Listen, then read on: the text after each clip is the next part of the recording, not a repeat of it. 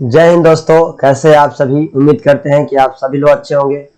तो चलिए फिर से आप सभी को आपका अपना YouTube channel mastermind academy official में आप सभी का वेलकम है।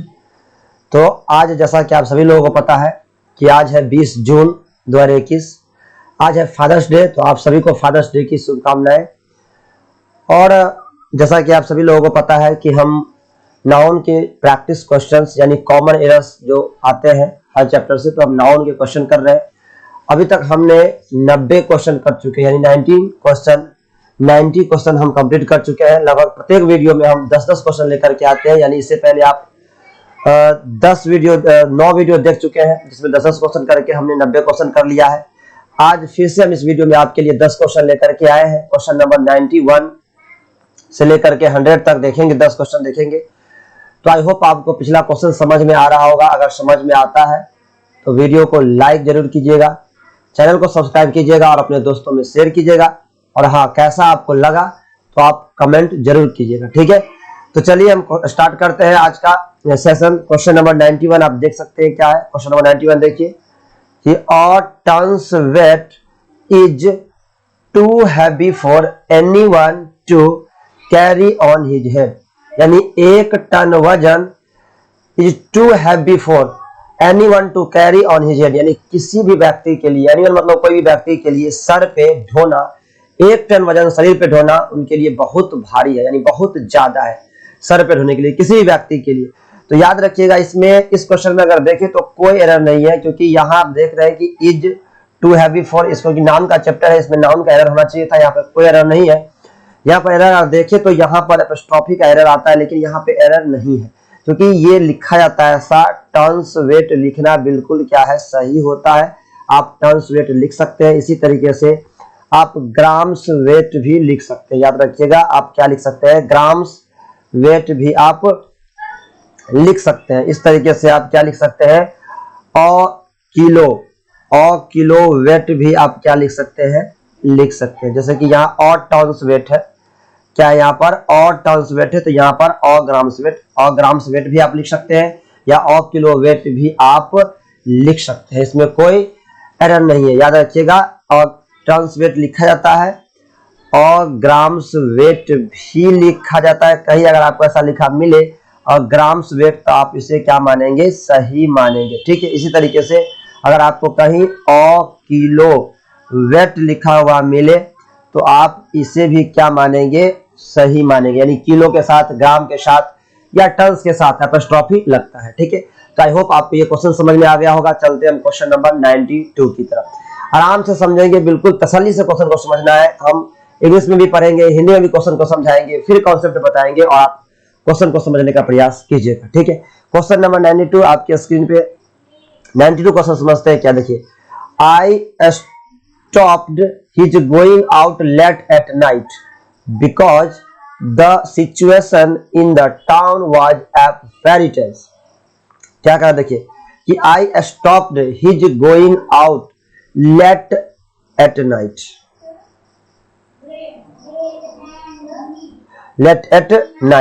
because the situation in the towns was very tense। तो देखिए इस क्वेश्चन को अगर हम देखें 92 में, तो यहां देखिए आई के साथ V2 स्टॉप्ड, इसमें कोई एरर नहीं है, बिल्कुल सही है। फिर यहां पर क्या है, हिज गोइंग आउट, तो ये कॉन्सेप्ट होता है कि हिज जहां भी आता है और उसके बाद क्या आता है, GOING गोइंग फॉर्म, यानी जिरंड के फॉर्म में आता है। और जिरंड से पहले क्या आना चाहिए, पॉजेसिव केस का प्रयोग होना चाहिए। तो यहाँ पर जिरंड है और जिरंड के बाद क्या है, पॉजेसिव केस का प्रयोग है। इसमें कोई एरर सेंटेंस में नहीं है, यानी गोइंग के साथ। याद रखिएगा, जब भी जिरंड आए तो जिरंड से पहले किसी न किसी पॉजेसिव केस का प्रयोग होता है। यहाँ पर ये गोइंग जिरंड फॉर्म में था और इससे पहले पॉजेसिव केस हिज था, तो इसमें कोई एरर नहीं है। और ये क्वेश्चन इस तरीके से, इसमें कोई एरर हमें देखने को नहीं मिलता है, यानी ये क्वेश्चन बिल्कुल क्या है, सही है। अब समझते हैं थोड़ा सा इसका हिंदी। या stopped his going out late at night, यानी मैं उसे रात में जो देर से वो बाहर जा रहा था, मैंने उसे जाने से क्या कर दिया, रोक दिया, रोका, ठीक है। पास्ट टेंस से आप देख रहे हैं यहाँ पर V2 का यूज किया हुआ है।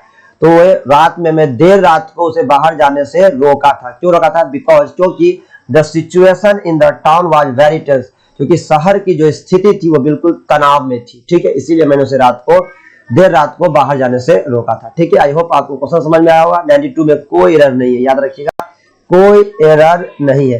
तो यानी कोई एरर नहीं, इस पार्ट का कौन सा आंसर होगा? ई एरर है, जिसमें कोई एरर नहीं लिखा हुआ। ठीक है, तो ई पार्ट, अगर आपके पास ऑप्शन होगा तो आप कौन सा आंसर की मार्क करेंगे? ऑप्शन नंबर ई। ठीक, चलिए 93 क्वेश्चन समझिए। 93 देखते हैं। 93 क्वेश्चन क्या कहता है कि he did not approve of his son's, देखिए सन्स राइजिंग होगा यहां पर। ये जैसे ये जिरंड आ गया, ये क्या है? जिरंड है, ये है जिरंड, और ये जिरंड फॉर्म में है, तो उससे पहले क्या आना चाहिए?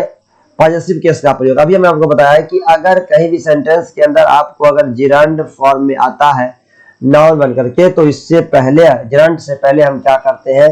पॉजिटिव केस का यूज करते हैं। क्या यूज करते हैं? पॉजिटिव केस का यूज। और पॉजिटिव केस का यूज करने के लिए यहाँ पर सन की जगह क्या होना है? सन्स होना है। ठीक है, सन्स होना है, यहाँ पर क्या होगा? सन्स होगा, याद रखिएगा। तो इस पार्ट में एरर है। 93 के किस पार्ट में एरर है? पार्ट बी में एरर है। ठीक है, सन की जगह क्या होना है? सन्स होना है, पार्ट बी में एरर था। ठीक है, तो अगर आपके पास ऑप्शन होगा तो आप बी पार्ट को मार्क करेंगे।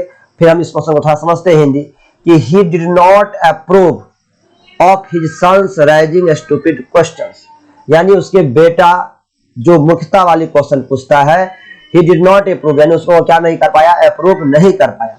यानी वह एक कोई आदमी है और उसका बेटा उसे हमेशा क्या करता है? मूर्खता वाला क्वेश्चन यानी उटपटांग क्वेश्चन पूछता है, जिसको वह प्रूव नहीं कर पाता है, मतलब उसे समझा नहीं पाता है अच्छे तरीके से, क्वेश्चन को प्रूव नहीं कर पाता है। And thereby vexing the teacher, और जिसके द्वारा वो टीचर को क्या कर रहा है? परेशान करता रहा है। हमेशा वो टीचर को क्या करता है? उसे परेशान करता है। ठीक है, तो आई होप आपको ये भी क्वेश्चन समझ में आया होगा। चलिए क्वेश्चन नंबर 94 आपके स्क्रीन पे ये है। 94 बड़ा आसान क्वेश्चन, देखिए क्या अमेरिकाज प्रॉब्लम्स, देखिए अमेरिका का प्रॉब्लम, अमेरिकाज प्रॉब्लम मतलब अमेरिका की समस्याएं, अमेरिका की समस्याएं are however not so serious and awful as India. देखिए तुलना हमेशा लाइक थी, हम पहले भी आपको बता चुके हैं, तुलना हमेशा क्या होता है? लाइक, यानी समान चीजों के बीच तुलना होता है। लाइक थिंग, जब समान चीजों के बीच तुलना होता है, तो यहाँ अमेरिकाज प्रॉब्लम्स यानी अमेरिका की समस्याओं का तुलना हम यहाँ पर क्या कर रहे हैं? इंडिया के साथ कर रहे हैं, जो कि सही नहीं है। तुलना हमेशा क्या होता है? समान चीजों में होता है। तो क्या होगा? America's problems are however not so serious and awful as India. यहां पर आपको क्या करना है? एपोस्ट्रोफी लगा देना है, यानी इंडिया के साथ अगर आप एपोस्ट्रोफी लगा देते हैं, इसका मतलब यहां पर कुछ अंडरस्टूड हो गया। क्या अंडरस्टूड हो गया? प्रॉब्लम्स यहां पर क्या हो गया? अंडरस्टूड हो गया। एपोस्ट्रोफी लगाने से इसका मतलब हो गया इंडिया की समस्याएं। केवल एपोस्ट्रोफी लगाने से सेंटेंस क्या हो जाएगा? सही हो जाएगा। ठीक है, तो यानी आप यहाँ पर एपोस्ट्रोफी लगा दीजिए, इंडिया, एपोस्ट्रोफी लगाने से इसका मतलब ये हो गया इंडिया का प्रॉब्लम। अब इंडिया से तुलना नहीं हो रहा है, अब इंडिया की समस्याओं से तुलना हो रहा है, यानी भारत की समस्याओं से तुलना हो रहा है। ठीक है, तो अमेरिकाज प्रॉब्लम्स आर यानी अमेरिका की जो समस्याएं हैं, फिर भी नॉट सो सीरियस, इतना गंभीर एंड अवफुल, यानी इतना बेकार नहीं है, इतना अवफुल मतलब होता है बेकार, खराब नहीं है, जितना कि एज इंडियाज प्रॉब्लम, यानी इंडिया की समस्या, इंडिया की समस्याओं की जो खराब स्थिति है उतना अमेरिका की नहीं है। तो इंडिया आज एपोस्ट्रोफी लगेगा, यानी 94 के किस पार्ट में एरर है? 94 के डी पार्ट में एरर है। ठीक है, डी पार्ट में, याद रखिएगा यहाँ पर क्या लगेगा? इंडिया। आई होप ये क्वेश्चन आपको समझ में आया होगा, और समझ में आता है तो वीडियो को लाइक जरूर कीजिएगा, चैनल को सब्सक्राइब कीजिएगा और अपने दोस्तों में शेयर जरूर कीजिएगा। चलिए क्वेश्चन नंबर 95 आपके स्क्रीन पे देखिए। 95 क्या है? क्वेश्चन नंबर 95 देखिए, योर टोन ऑफ स्पीकिंग, यानी आपके जो टोन है, बोलने का जो टोन है, एज वेल एज, साथ ही साथ योर फ्रेंड्स, आपके दोस्त का जो टोन है, यानी your tone of speaking as well as, साथ ही साथ as your friends, as well as your friends, और आपके दोस्त का भी जो टोन है, इज रियली एक्सट्रीमली सरकास्टिक, वो अत्यंत क्या है? सरकास्टिक मतलब क्या होता है? तीव्र है, बेकार है, रूड टाइप से, मतलब जो टोन है भाषा का वो रूड टाइप से, उदंड टाइप से है। ठीक है, अत्यंत बेकार है। Yet we never take it seriously, इसको मैंने कभी भी गंभीरता से, यानी अभी तक मैंने इसे गंभीरता से नहीं लिया है, और मैं इसे गंभीरता से नहीं लेता हूं, अभी तक गंभीरता से नहीं लेता हूं। तो आप इस देख रहे हैं इस क्वेश्चन में एरर अगर है तो क्या देखिए कि your tone of speaking as well as your friends, नहीं, यानी यहां पर क्या हो रहा है कि पहले में आप देख रहे हैं कि योर टोन ऑफ स्पीकिंग, यानी उसके बोलने की जो टोन है उसकी तुलना, as well as your friends, उसके फ्रेंड्स का नहीं, उसके फ्रेंड्स का टोन, यानी यहां पर क्या लगाना पड़ेगा हमें, एपोस्ट्रोफी लगाना पड़ेगा। क्या लगाना पड़ेगा? एपोस्ट्रोफी लगाना पड़ेगा, ठीक है। लेकिन याद रखिएगा एपोस्ट्रोफी, याद रखिएगा जब भी अगर ऐसे वर्ड्स यहां पर, जैसे कि यहां पर एपोस्ट्रोफी लगाना हो तो कोई आदमी क्या करेगा, नहीं पता है तो ऐसे एपोस्ट्रोफी लगा देगा ऐसे से पहले, जो कि क्या हो जाएगा, एरर हो जाएगा। याद रखिएगा कि जिस कोई भी ऐसा वर्ड जिसके लास्ट में पहले से एस हो तो एपोस्ट्रोफी उसके सिर्फ बाद में एस जो आया होता है उस एस के बाद में हम एपोस्ट्रोफी लगा देते हैं और हमारा क्या हो जाता है, काम हो जाता है, ठीक है।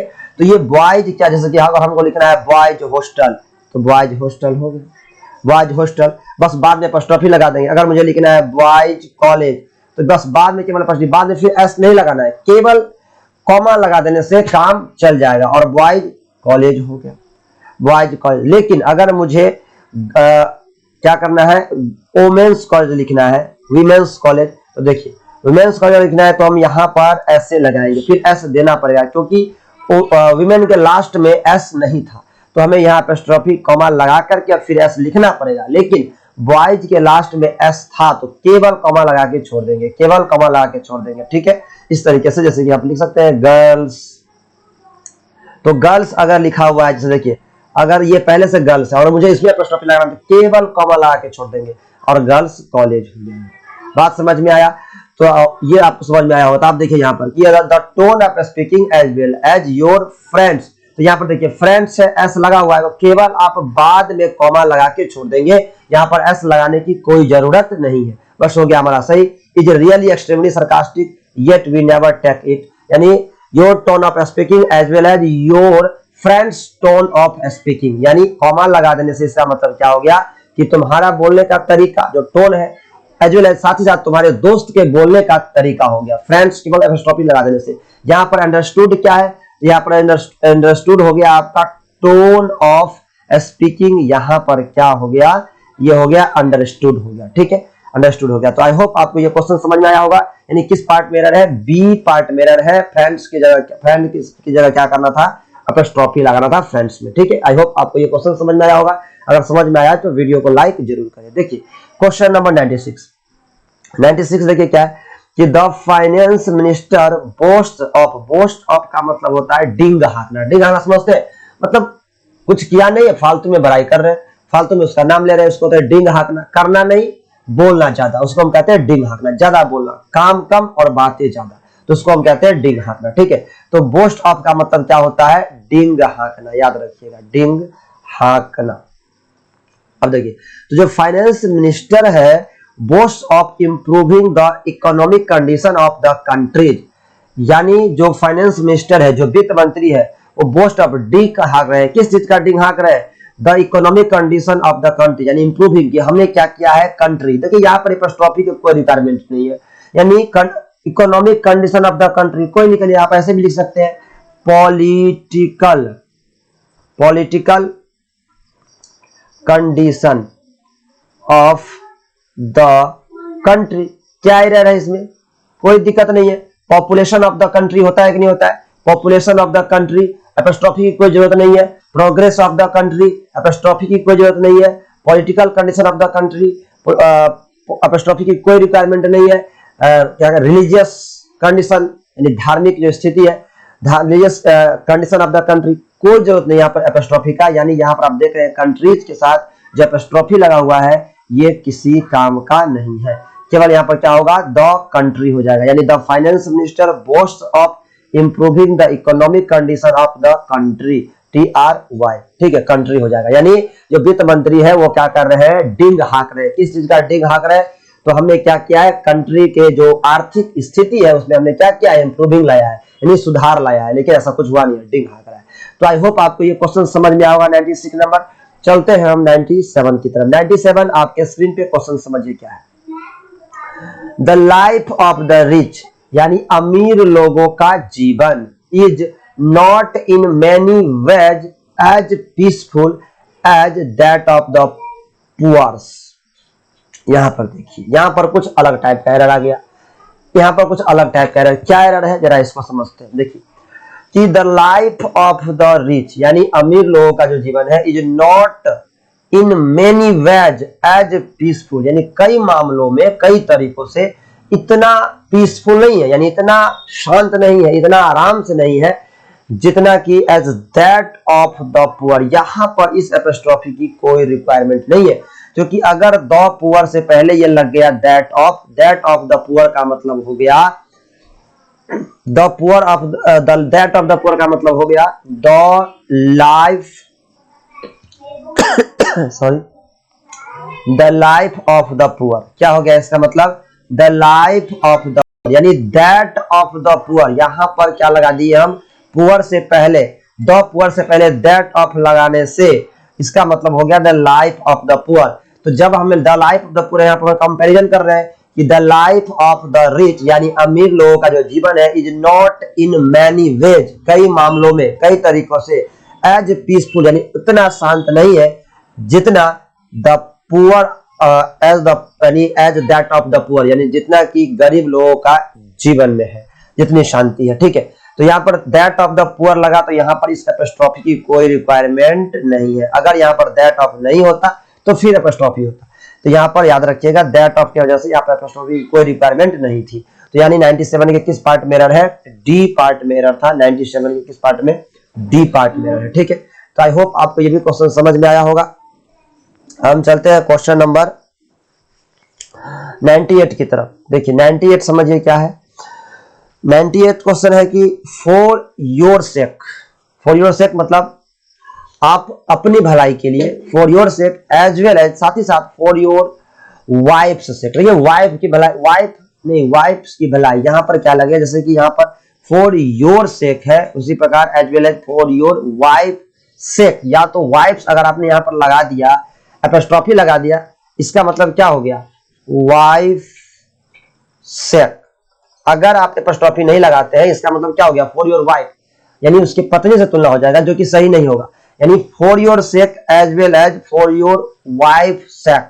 तो वहां पर सेक क्या है, यहाँ पर सेक जो है वो अंडरस्टूड है, यानी एपोस्ट्रोफी लगा देने से मतलब हो गया कि for your sake as well as for your wife sake, यानी केवल एपोस्ट्रोफी लगा देने से हमारा काम यहाँ पर चल जाएगा। यहाँ पर हम क्या लगा देंगे, एपोस्ट्रोफी। ठीक है, तो for your sake as well as for your wife we all wish, हम सभी कामना करते हैं दैट कि you may get that job, कि तुम वो जॉब क्या करो, पा जाओ, यानी तुम्हें वो जॉब क्या हो जाए, मिल जाए।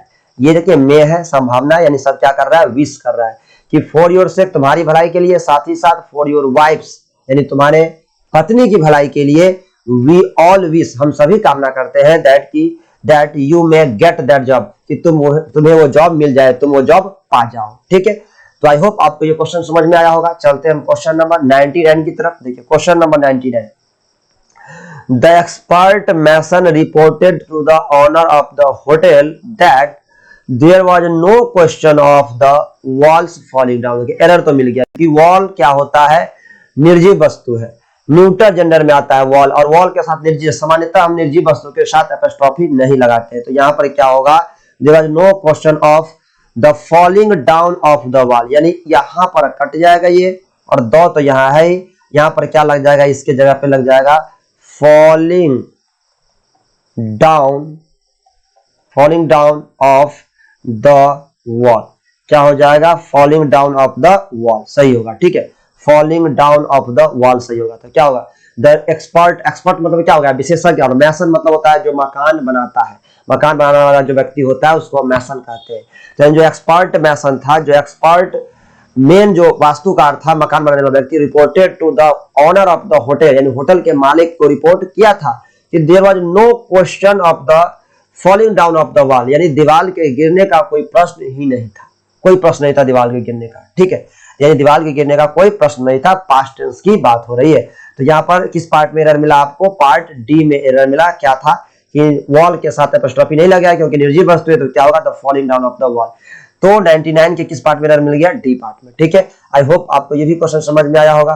क्वेश्चन नंबर 100 देखिए, 100 हम यानी हमने आज सेंचुरी लगा दी है, शतक पूरा कर लिया। 100 क्वेश्चन हमने नाउन के कॉमन एरर से क्वेश्चन कर चुके हैं, सारा का सारा कॉन्सेप्ट नाउन का इसमें हमने इंक्लूड कर चुका है। उसके बाद कई सारे तो ऐसे कॉन्सेप्ट है जो आपके रिपीट भी हुए और भी क्वेश्चन हम इसमें करेंगे। तो चलिए देखिए, आप समझते हैं क्वेश्चन नंबर 100 को क्या है कि the officer said that, officer ने कहा था, देखते हैं पास्ट सेड है, V2 लगा हुआ, कहा था कि ही अप्रिशिएटेड हिज स्टाफ्स, यानी मैं क्या करता हूं, ही अप्रिशिएटेड, मैं अप्रिशिएट करता था, यानी उस अप्रिशिएट मतलब होता है किसी का बड़ाई करना, मैं उसका बड़ाई करता था। कौन, हिज, एक मिनट, क्या है कि his staffs coming on time. देखिए यहां पर देख रहे हैं आप, कमिंग लग गए, कमिंग क्या है, जिरंड है। मैंने आपको बताया कॉन्सेप्ट, जिरंड से पहले कौन सा केस, जिरंड से पहले कौन सा, पजेसिव केस, जिरंड से पहले कौन सा केस, पजेसिव केस। और पजेसिव केस तो आप जानते हैं, पजेसिव केस क्या होगा, तो स्टाफ को पजेसिव केस बनाएंगे तो यहाँ पर स्टाफ्स पहले से एस लगा हुआ है, यानी केवल हमें क्या करना है, यहाँ पर एपोस्ट्रोफी लगा देना है, हो गया, बस काम खत्म मेरा, हो गया पजेसिव केस, केवल एपोस्ट्रोफी लगा देने से हमारा काम हो गया। तो हम स्टाफ्स, तुम्हें बताए थे आपको कि ऐसा वर्ड जिसके लास्ट में एस आ जाए तो केवल कॉमा लगाने से एपोस्ट्रोफी लग जाता है। तो क्या हो गया, the officer said that, officer ने कहा था कि he appreciated his staffs coming on time, यानी वह अपने स्टाफ के समय पर आने का क्या करता था, बड़ाई करता था। एंड कोऑपरेटिंग हिम, वह समय पर आता भी था, एंड कोऑपरेटिंग हिम, और उसका क्या करता था, कोऑपरेट भी करता था, उसका सहयोग भी करता था। ठीक है, यानी जो उनके स्टाफ्स थे वो समय पर आते भी थे और उनको साथ भी देते थे। तो इसी का ऑफिसर क्या कर रहे थे, एप्रिशिएट कर रहे थे, यानी क्या कर रहे थे, बड़ाई कर रहे थे। ठीक है, तो आई होप आपको ये क्वेश्चन समझ में आ गया होगा। किस पार्ट में एरर है, सी पार्ट में एरर है, यानी जेरंड यानी कमिंग से पहले यहाँ पर क्या लगाना था, पजेसिव केस, यानी हमें एपोस्ट्रोफी लगाना था। ठीक है, तो आई होप आपको ये क्वेश्चन, आज का जो वीडियो सेशन समझ में आया होगा, बहुत अच्छे से समझ में आया होगा। अगर आपको समझ में आया है तो वीडियो को आप लाइक जरूर कर दीजिएगा और चैनल को सब्सक्राइब भी आप जरूर कर दीजिएगा। ठीक है, और दोस्तों में क्या कर देना है, आपको शेयर भी कर देना है। ठीक है, तो आई होप इस तरीके से हमने आज 100 क्वेश्चन पूरा कर लिया है और भी क्वेश्चन हम इस चैप्टर में लेकर के आएंगे, क्योंकि ताकि आपको ज्यादा से ज्यादा प्रैक्टिस हो, मोर एंड मोर प्रैक्टिस करने की जरूरत है आपके एग्जाम के क्वालिफाई के लिए, ताकि आपको कॉन्सेप्ट याद रहे। तो चलिए, तब तक के लिए घर पे रहिए, बिल्कुल पढ़ते रहिए। बाय बाय, टेक केयर, अपना ख्याल।